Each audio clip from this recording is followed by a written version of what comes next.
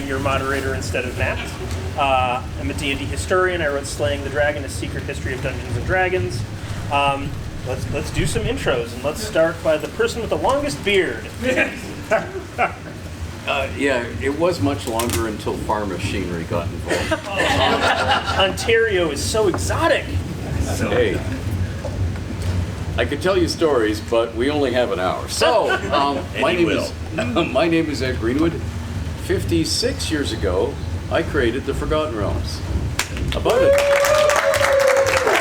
I thought you went back to one Yeah, okay. About a decade later, a little under a decade later, along came D&D. And because this gentleman read my Dragon articles and wrote the white paper, a proposal for a unified game world for the second edition of the game. That sounds like something I'd write. Yeah, and his reward for that was, good, Jeff, find the game, find the settings, and called me. Yeah. You call up Ed, see if he's willing to sell what he has. And who are you, sir? My name is Jeff Grubb. I am the poor schmuck who basically suggested bringing the realms into TSR and presenting it as a game world, like a published game world. I always say that Ed is the architect of the realms. I'm just the engineer. So basically putting it all together, we wrote the Gray Box together. Did a large number of products, including Cormier, a novel, as a tandem. And so we've been involved together for a lot of the early history of D&D. I also, pertinent to this discussion, wrote the Forgotten Realms comic book for DC. So that probably will come up as well. Yes. I'm James Lowder. I was part of the Forgotten Realms team in the book department. I was the series editor for Realms, Ravenloft, Dark Sun, various projects. Wrote novels. As far as the discussion of comics go, I got the opportunity. I was on the approval team in TSR for the comics for the Forgotten Realms and AD&D comics, and the initial Spelljammer material, and the 3 Avatar comics adaptations that DC did. I wrote a Realm story for the TSR World's Annual.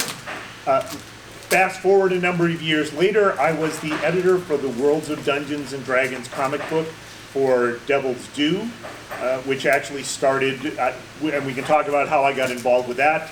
It also involved me being a writer for them. And I am a full-time freelance writer, editor, working in comics, fiction, and gaming. Thank you. So I would suggest we start chronologically, and unless I'm mistaken, thank you so much. That means that we are starting with DC Comics. And No. We are not. No, we are not. Where The we start? first D&D comics were one page, and that's what you're thinking of, Yep. one page adverts done by Steve Sullivan and Bill Willingham, Right. that were put into DC and Marvel comic books way before we got involved in DC. And they were actually, it was a serial. Yes. I mean, it carried on between stories, and it was the way a lot of comic book readers were introduced to Dungeons and Dragons. They saw that narrative. They saw the narrative, and that became... Now, the interesting thing, I think I forgot from Steve, was, of course, they couldn't actually show combat. Right. So every episode was, wow, it's really great we escaped those ogre magi. Right. And then they have some trap they get around. They say, oh, look, there's some green slime. Continued next month. So, but those were the first comics. Right. As far as what we were doing. And, of course, we had Dragon Magazine. And that was the other one with Wormy and other individual comics that ran in. Phineas Fingers. Phineas Fingers was the original one with a continuing story fighting the Halflings Thieves Guild, all the way through. And so we had Dragonverse, I think they called it that operation. So we've had a number of comics that came through on Dragon Magazine. They were the insert. They were the. And so those are the -1 because they weren't actually licensed D&D comics directly. They were the ads, or they were comics related to D&D. And then even before the DC, there's another step before that. Yeah. Where TSR can't get, and Jeff can speak to this, TSR can't get a license with DC and Marvel, so they do some of the things themselves. So the initial Dragonlance graphic That would novel. the Dragonlance graphic novels did predate The the DC DC license. so and the helped- first and three- helped to prepare the ground. Exactly, yeah. Because we could do things, we could do something at that print level. Yep. We had the art talent, we had Jeff the ability Butler to produce did- it. Jeff Butler worked on Yep. one of them. So basically, we had those going, and I think that attracted the attention of Mike Gold Yep. at DC Comics, and Mike was in charge of new lines, new products. They were looking to expand out. They were doing a Flash Gordon book, and I don't know who made the initial contact, Right. but they were coming out to TSR to to talk to us, to Right. see the area. We were going to pitch and we were going to talk about it, and they happened to arrive on Hat Day. What's Hat Day, Jeff? Hat Day was a day when we were all supposed to be wearing silly hats. Sillier than we normally wear. So, The atmosphere of professionalism was palpable. Yeah. exactly. We were legendary for the idea of, basically choosing the worst possible moments to act childish. Yeah. So we were there in the hats, and they're talking about, how they can do it and how it can work out. Yep. And we pitched a variety of ideas, and they settled on a Dragonlance book. They settled on an AD&D book that was set in the realms. Right. And they were set on Gamma Marauders. Yes. Gamma Marauders? Yes. Oh, yeah. Gamma Marauders was a board game created by Zeb Cook with giant kaiju. So huge One of which hamsters. is a penguin. I named the penguin. There we go.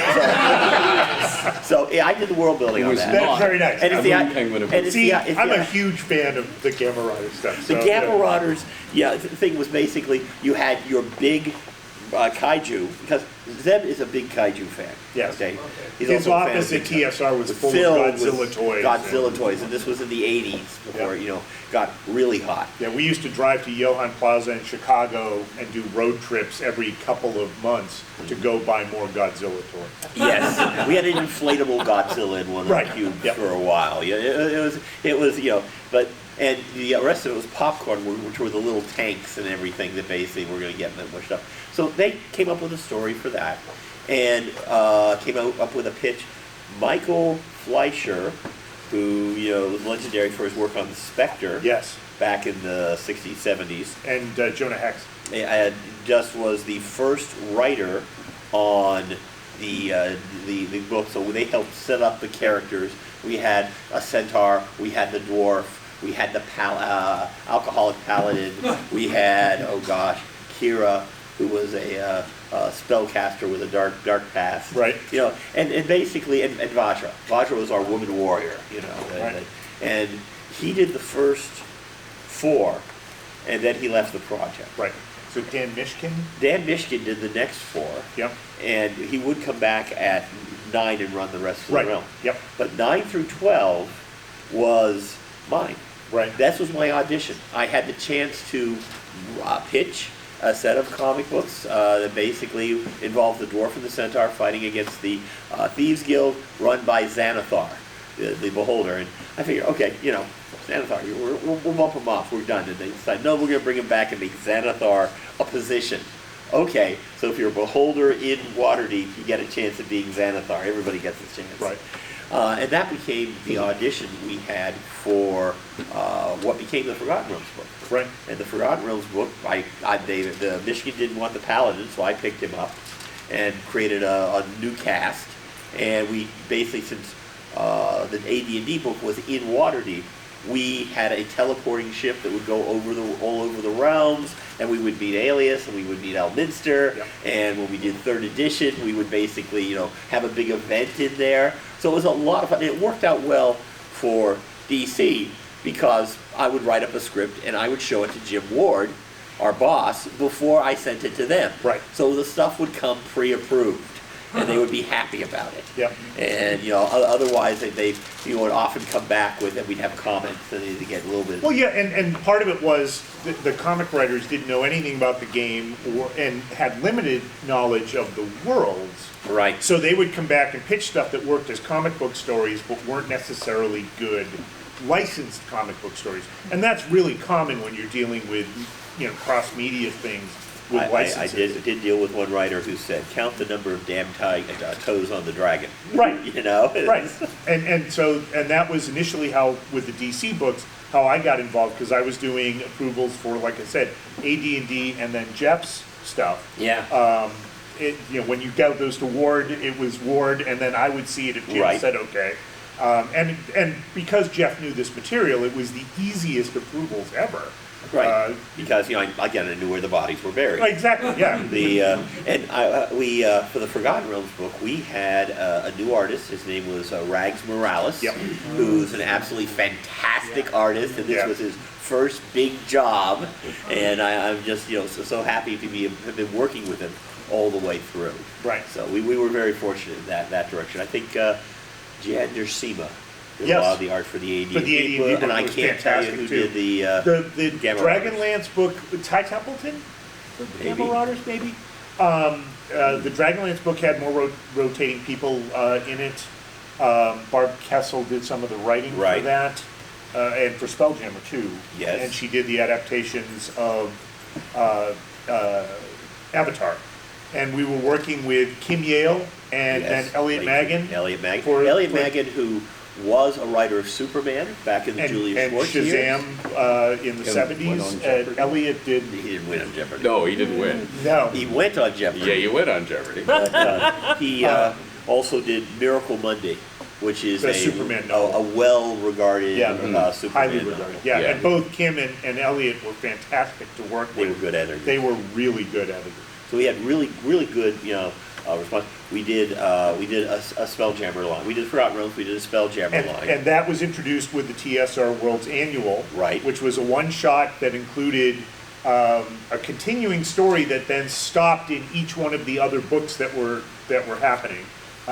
Jeff was on other deadlines and couldn't write the Right. Forgotten Realms part of that, which was my audition Okay. for the series. And I know Kate wrote a. And Kate story. wrote Was the that AD&D? Dragonlance or Might the have been. or the AD&D, I AD&D think the part. AD&D one. Yeah. So my I- wife did that. Yes, because I got to work with Rags on the TSR World's Annual part. And And then then we took a character that we had introduced in one set of stories in the Forgotten Realms, and then spun that character off into Spelljammer. So you see a motif, sort of. Right. And it fits in nicely with the realms as being an ever-growing and interlocking type of domain. And so then that spun off into Spelljammer, and the idea was at that point that eventually there were going to be more books because DC was extremely happy Yes. with the sale.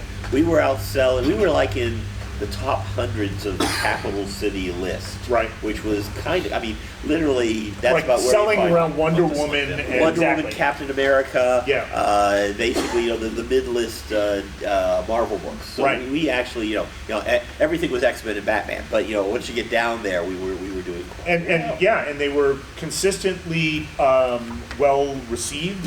The people working on them were happy because the people in-house doing the approvals, especially Jeff and me, we knew comics well, and we were looking for ways to make these approvals work for Right. the creators in addition. I had the opportunity to work with on Marvel Superheroes, the Right. first role-playing game that was done. So I basically had talked to a lot of people at Marvel and basically was paying a lot of attention to how comic books are put together from a standpoint of how are we going to do this for Right. for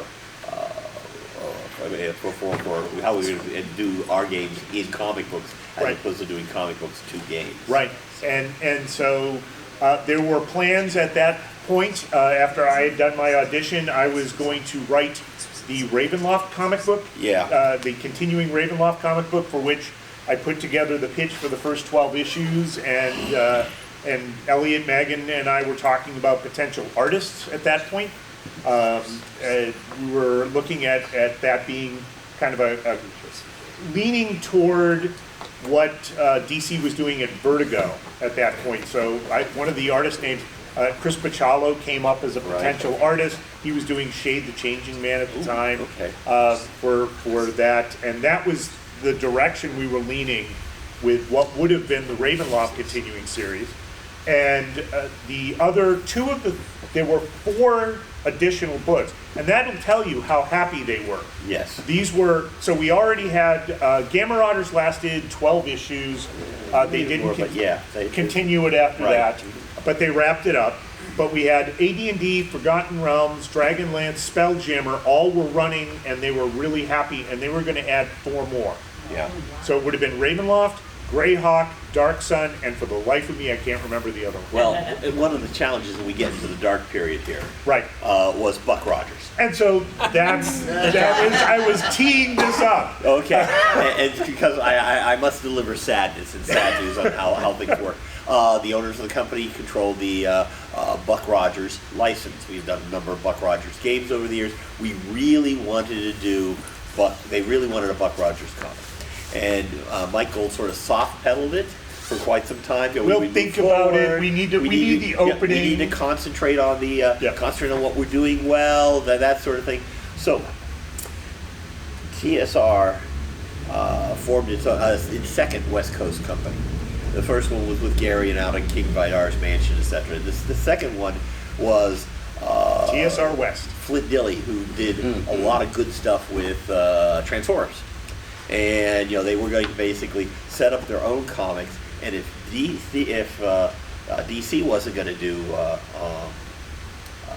Buck Rogers, we'll do Buck Rogers. How did Flint have that much sway at TSR, Jeff? Well, Flint is one of the owners of the Buck Rogers license, and also the brother of Lorraine Williams, What? who was the president. and so the license with DC was exclusive. And so to get around, they thought, what this was going to be, we'll call these comic modules, And put game material in it. and there will be a game in the back, and that's totally not the same as a comic book because it's got games in the back. And this is not unusual.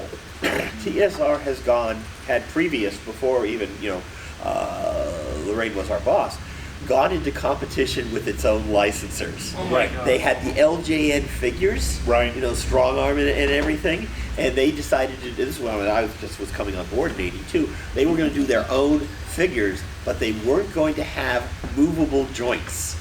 So they were big chunks of plastic. We referred to them as inaction figures. And they're not bad, but they just In the original contracts that I signed with TSR, yes. the Knights of Mithranor Yes. players were all due to get Oh, wow. the first finished, approved, didn't have to be the prototype, it didn't Right. have to be number 1, but Right. from the first one, they were all supposed to get figurines. That was in the contracts. And Florence was supposed to be bendable and anatomically correct. Okay. And guess what? They don't read their contracts. No, they don't. I've noticed that. I'm sorry, but Jim, I'm confused. You said that there were games in the back of the comics produced by TSR West. Right. How would you play the game Right. in the comic book? Yeah, they didn't think any of this through, and it wasn't like the staff. Scott Herring, who had been a game designer at TSR Central, Right. Went to the West Coast, and they hired. And so, to their credit, Yep. they hired really good writers. Yes. To do these, Stephen Grant and did Gerber write something for them? I think they did. And, I mean, they had good artists as well. Yeah, and they had good artists. And, Flint had the Rolodex. He worked with a lot of these people on animated projects. exactly. So this was a great opportunity. Can I drop a name? Go drop. He will loudly and frequently proclaim that Frank Miller is his best friend. Right. Yes. And that Dilios in 300 is based on him. Yeah. And there is Flint in G.I. Joe is based on him. Flint and Dragonlance is not.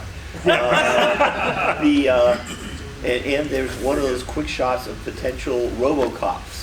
And one of them is listed as Flint Dilley. Yeah, The so- picture's a woman, but basically it's Flint, it's a Flint name Dilley. check for So Flint. they're definitely So they had talent. Yeah. But to play the games, they're in the back of a comic book. you have to destroy. You the have to destroy the comic. What? Yeah. So they didn't think this through for the market they were selling these to, and the idea was, they literally said, well, that means they'll just buy 2. Yeah, well, and from your book, basically, a quote I didn't know from Flint, the idea that we were going to go for the direct sale book market, the Barnes and Nobles, the Borders, as opposed to the comic book market, Right. which it wasn't a primary goal. So the sales came out in the they were very Yeah, they didn't sell well at all. So. And this actually, I mean, the idea of doing games in the comics was in and of itself not a bad idea. I actually, and Jeff knows this, it took me quite a long time to convince DC to let me write text pages, including character stats, Right. in the AD&D comic. It took, I mean, more than a year. I yeah. tried to go, no, actually, we want this because then people will read the game stats and be curious about the game. Or the game players will be more likely to buy the comics if we're giving them game content. And it occupies a page Right. in the in the book, Right. because basically if they can't sell all the stuff, they're putting house ads. Right, and it used to be the old comics in the 40s, 30s, and 40s would have a prose story in them, Right. Because that was a way to foil the postal rates. Postal rates is now, it's not a comic book. And It's it's a magazine. It's not a comic book, which is why there's prose stories You find in all of those golden.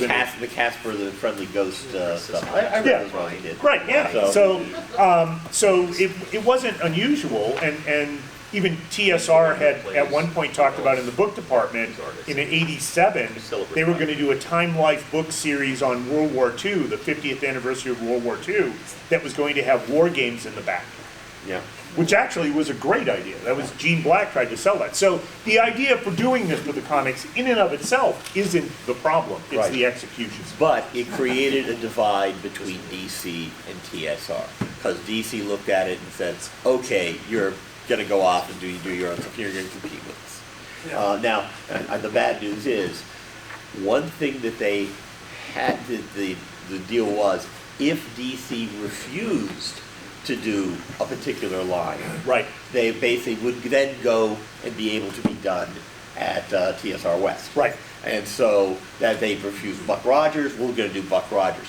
So one of the reasons they kept Ravenloft in turnaround, because if they said no, There's seats up here if you need seats. Yeah. Yep. Don't be shy. yes, if they said no, the DC West crew could have taken that. Well, initially, I mean, because the conversation actually got to the point where we were looking at artist work, Yeah. because they were serious about it going forward, and then all of a sudden, everything with the comic books with DC seizes up. Yep. And Jeff comes down to tell me we've got to wrap up all these series, so when you're doing the approvals, everything's got to pull together on all of these Well, things. also Lorraine found out that I was writing comic books Right, on yeah. the side. I was on like, I had written like 12 24 issues, yeah, Well, 2 no, not years that. worth A of... year's worth of it done, and basically she turned to Mike Cook, who was our vice president, and said, "Tell him he can't do that anymore." Right. And Mike Cook, who was a wonderful human being, came up to me and said, "Jeff, in 3 days I'm going to come up to this office and I'm going to tell you can't write any more comic books. So any contracts that you have in place before then, you'll have to honor. But after that, no more comic books." So I contacted DC, and then basically they sent me 8 contracts, and I filled them all out, and I sent them back real fast. And so basically, I got to finish Yeah. the arcs that we were writing, including a fill-in issue that we had done, just because we had already put that in place. And Mike Cook was not under any obligation to tell me that in advance. Of course, Mike knew what I was doing, and when Yeah. Lorraine came to him, his reaction was one of, "I'm shocked. I'm simply shocked there's gambling going Yeah. on in this establishment. I had no idea that this was happening. I'll take care of it right away." So, And if you haven't, IDW reprinted a lot of these books, including all yeah. the run of Jeff's issues. The fill-in issue is Yes, well. lovely, and actually one of my favorite things from that era of TSR, because it's called Everybody Wants to Rule the Realms. Yeah. And it's a fourth wall breaking tour of the Forgotten Realms, which is really actually a tour in large part of TSR's offices. So there's a lot of us who all have cameos, and Jim and I are big Passaroom, and Elminster is there explaining the difference of Mulholland pottery Moharandi pottery. from different eras. And there's a stack of cassette tapes. Go, hang on, we've run out of tape again. Again, Elminster. And they censored 2 parts, only 2 things out of that entire issue. We had a big door with boards across the front that said, "Nine hells do not enter ever," because we were in that era when we were not talking about the nine hells. demons and devils anymore. And there was a tender in the foreground. There we go. Basically, you say, "Tracy, Margaret, anybody?" They were on the outs with Tracy again. So, yeah. Kim Yale was in it. All our artists were in it. Jim Ward was in it. Kim Mohan was in it. Rags was in it. Yep. So nobody knew. who Jeff we just are. came around with a camera one day and took a picture of me in my office and said, "Don't worry about it," and left. Which probably was not the smartest thing, given the fact that people might have umbrance about, but no one was worried about it. Oh, it was charming. I mean, it was such a good issue. It was done with love. Yeah, So, absolutely. So that blows up the DC yeah, relationship. we're done. And the West Coast operation had stolen Elliot Maggin as Right. an editor from DC, because he was moved out to the West Coast, and he was basically going to run it. And when I heard that the West Coast operation was going to be shut down, I called up Elliot and I said, "Elliot, have you heard anything about the health of the company? Are there any rumors about what's happening?" No, everything's fine. "Oh, Pete Renner's here. I'll call you back after I'm done." Who was the operations manager at the main company? It's sort of like, "Don't mind me, the headsman is here." Yeah, exactly. It's just Yeah. and then after that it was all gone. So that implodes, and then the next thing that happens is TSR goes back to the, "Hey, we'll try and publish these things ourselves," Yes. and they do Grand Tour of the Realms and a couple of other one-shots. And those one-shots are primarily promotional in nature. Exactly. So they're coming Yep. out of the marketing area. And the Grand Tour of the Realms is basically what we're doing next year, all for the Realms. And the framing story was taking the D&D kids as older, and Presto is trying to become Elminster's assistant. And I star again. Yes. Julia Yep. Martin and I are starring at the beginning Yes. of the comic book. So I am the only Canadian to have appeared as himself Yes. in the pages of comics from two different comic book companies, which occasionally gets me in the door at small conventions. Ooh, okay. Now, They've got a low bar. That's it. And I am the limbo dancer. But yes, we did some promotional. So comic yeah, books. so they do those. We did one for Dragon Strike. Yep. Yep. So I wrote that one. Yep. But they're like one-shots, onesie-twosie things. And then I want to ask a Yeah. question. So, how was the Dragon Strike comic book distributed? Did that go into comic stores or That was in the comic stores. Okay. So it was primarily Wrapped it around a stone. Jeff's writing is worth more than that. It was a Marvel comic.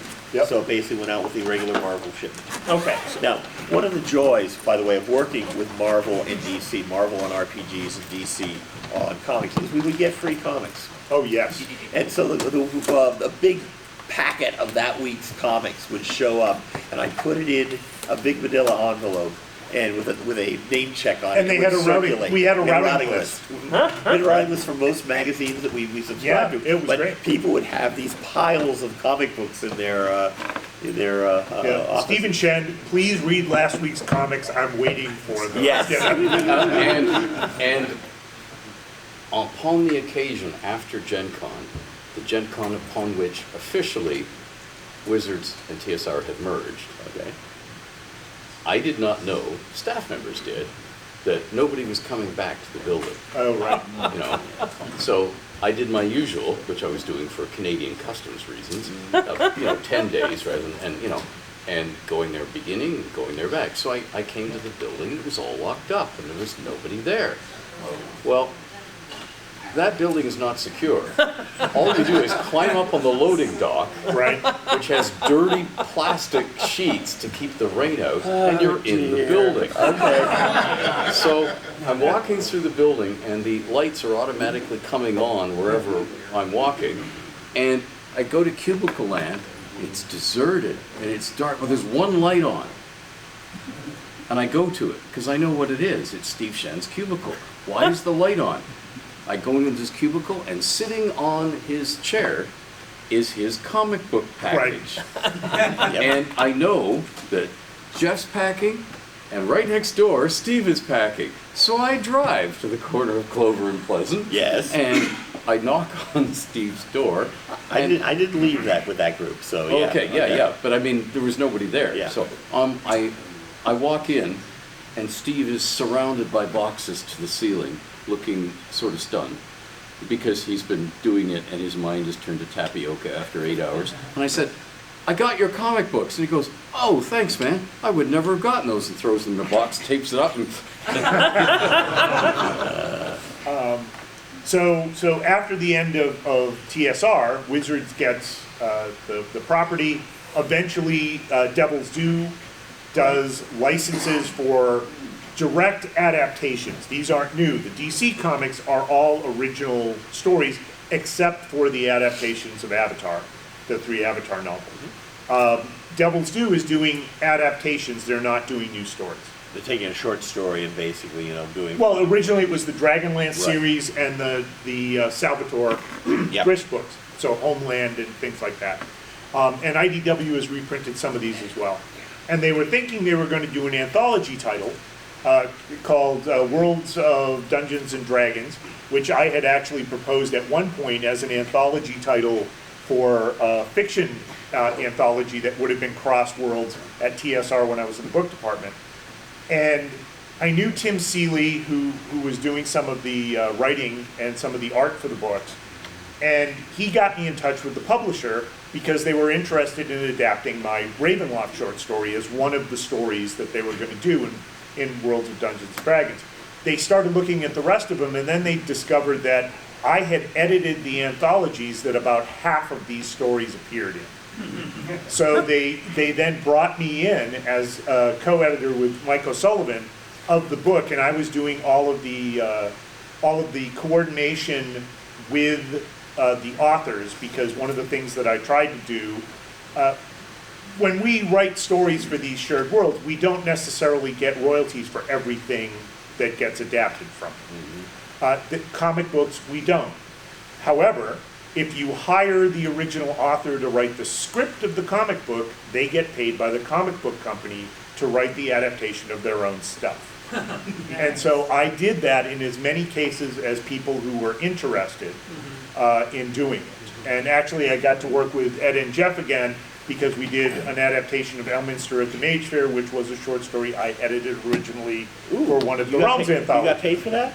You did get paid for No, it. I'm saying you got paid for that? They owe me money. Okay, I made sure. And sympathize. I made sure. Yeah, I mean, this is so. In the end, Devil's Due lost the licenses and went belly up as a company. But these books did really well. And I have a story there on Elminster and the Mage Fair. Yeah, Because when you do an adaptation, Right. it's not a boom, boom, boom, boom type of, basically copying it over and telling what the art things are.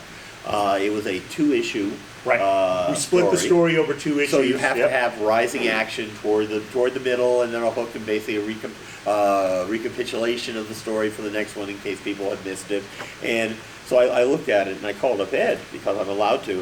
Because I do it. Right. So I'm not allowed to. Well, and Jeff got the assignment because I asked Ed initially if he wanted to do the adaptation, and he was busy on something else. And I said, okay, well, who would you suggest? And of course. Okay. Well, I did that. And I made some changes. Yep. And I got a feedback from Watsy, and I don't know if it was from you or from Oh, someone it was else. from me. How dare you change Ed's story? Because the approval process at Hasbro Wizards of the Coast at that time, maybe it's different now, was one of those big doors with 9th Circle of Hell, don't go down there.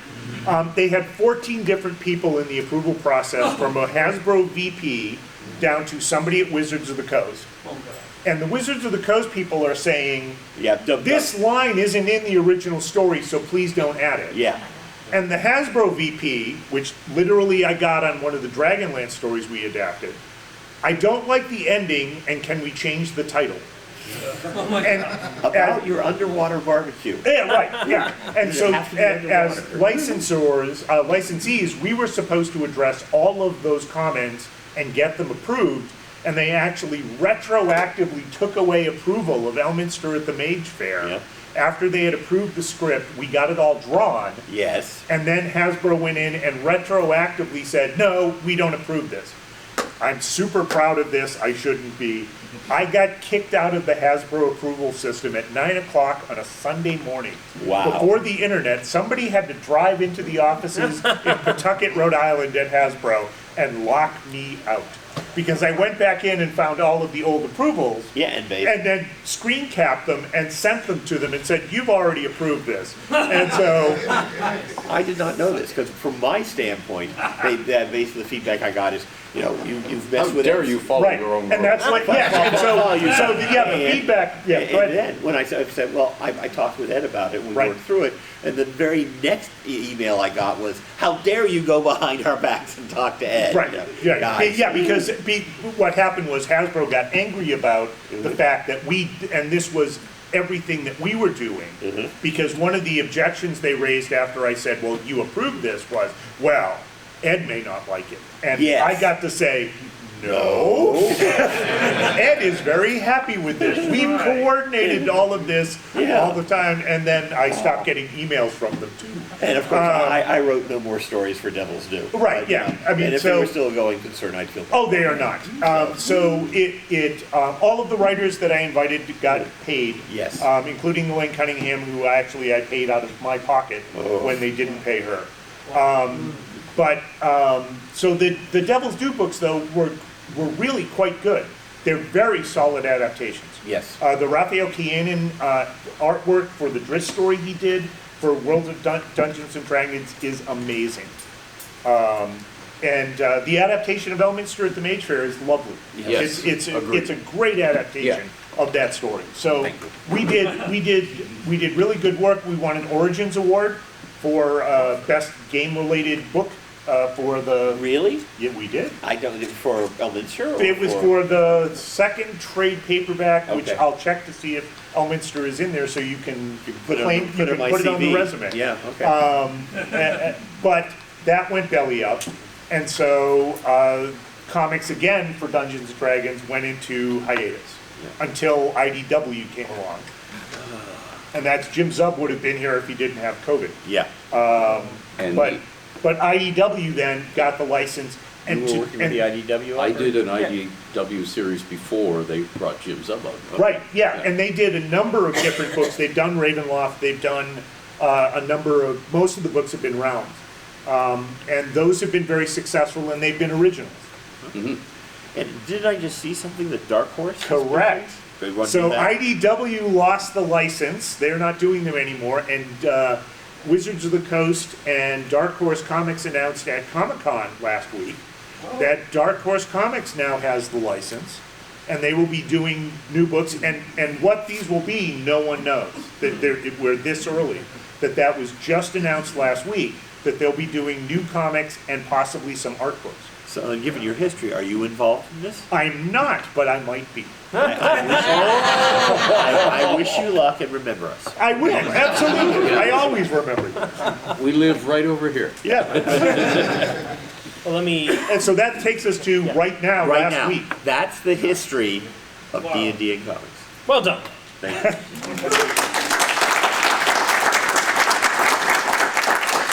We have a few moments for questions. Yes, Sir. preacher. Of all the comic modules TSR produced, are there any you think deserve a second look? I feel like I probably have read more of them than anyone You else probably at the have table. read, we got copies of them, so. Yes. yeah. So I'm gonna say the best one was Warhawks. I think that was the Stephen Grant one. I think it was. That was the Stephen Grant one. It was Chasing Nazis Through Time. Is the short pitch on it. I'm gonna say that. There was the horror comic R.I.P. R.I.P. R.I.P. That was going to be their edgy. That was going to be a role-playing game at one point Right. too. Yeah. Their edgy horror thing. They did a sizzle reel. And I Yeah. saw a Of pencil course. sketch for a possible cover for Oh, God. R.I.P. with the whole family in formal duds standing around an open grave. Yeah. And I could recognize TSR employees caricatured as the family members. There were no labels on it. I just went, that. I wonder how that'll fly. The worst one I would say was called Intruder. It was essentially Quantum Leap with bad art. Other questions? Wow, that's a great pitch. Quantum Leap with bad art. I mean, it was a few years before Quantum Leap. I'm surprised someone didn't sue. Yeah, go for it. Must own runs on any of the comics you guys oversaw? Like for people The new? Forgotten Realms series. Yes, is yeah, far one and absolutely 24. the DC Forgotten Realms series. Yeah. And it's still, I've actually read it when IDW did the reprints. I read it Yeah. again. Okay. And it stands up. And then there are really well. standout issues like Head Chiefs. Head Chief. Yes, That's a Head Chiefs is standout good. Yeah, issue. we talked about head cheese? No, we did. Most of the stories I wrote were 4 issues because they would collapse nicely into a collection if they ever decided to do it. But one of them was in the realms, halflings have an addiction to cheese. Cheese. And this was literally, this was interesting in the fact that originally the concept was it would also take place inside Foxalon Card Luck's mind while he's on a drug bender. Right. So basically, because Rags was getting behind, so we would basically do something with a lot of black backgrounds. And that's the artist Rags Morales, Rags right? Morales. And of course, Rags came up with all this beautiful art. Oh, for what's that going- spinning. this, Yeah. Oh, my castles God. and everything. Yeah, And of course, so great. it completely negated it. But the thing is, Jim Ward loved that story. And after he got the pencils for approval, he basically made copies of all 24 pages and hung them around his office. And so Yeah. basically to other people doing it. I thought that was, that's nice. You know, and that was a favorite story as a result. Yeah. So. Yeah. Yeah, but we really did a lot of good characters. We did a lot of good stories, and in the 24, and I think it really holds up. Yeah. And when they visited Shadowdale, I Yeah. was seeing depictions of Leo, Yeah. War Inspector Leo, Yes, War Inspector Leo. and, Oh, yes, right. and Elminster and so on, that didn't jibe with my original headcanon before Right. TSR's involved. But I liked them so much, it's like, so that's when you succeeded, when I'm going, hey, these are better. Yeah. Your original Leo was a little problematic, so. What's wrong with We can save that for the Yeah, for the book. exactly. But yeah, fiction one. in redefining Leo, Yeah. I inadvertently made him War Inspector, and I didn't realize Yeah, that. Warren Oh my Spector, the God. video game Yeah. designer, worked at He was one of our bosses. Steve Jackson Games, Yeah. and then was Jim Ward's assistant Right. kind of in the game department for a couple of years. Yeah, and basically the way we depicted Leo, It looks just it like looks a lot like him, and I'm just, oh boy. I made Leo a neurotic New Yorker, so. Way in back. Jeff, I really enjoyed the short stories that followed up on the comics and Dragons. Oh, yes. Did you have any plans to do like a novel of those characters or anything like that? No, because there's no opportunity right now within novels right now. No, well, I know that now. Yeah. Did you at the time, or were you thinking? No. No. I was using them for short stories because we had done our run, we were finished, and okay, well, I've got a few more stories to tell, let's tell them here. And basically, if the opportunity presents it, I'll take them apart and say, is there something we can do? But at the moment, I've got no plans for the team. Sir. Were there ever any comic book story pitches that got presented but never got the green light that y'all ever wanted to try to have done, but just never? That's a Jim story, I feel. Well, yeah, I pitched 12 issues of a Ravenloft Yeah. comic and created new characters and a new domain, and had that plotted out to the point where I was just getting ready to start the script for the first issue when The roof everything came in. blew up. So I actually still have that pitch in my files. I haven't looked at it in a very long time, but Put it in AI. no one will see Ben for the rest of the convention.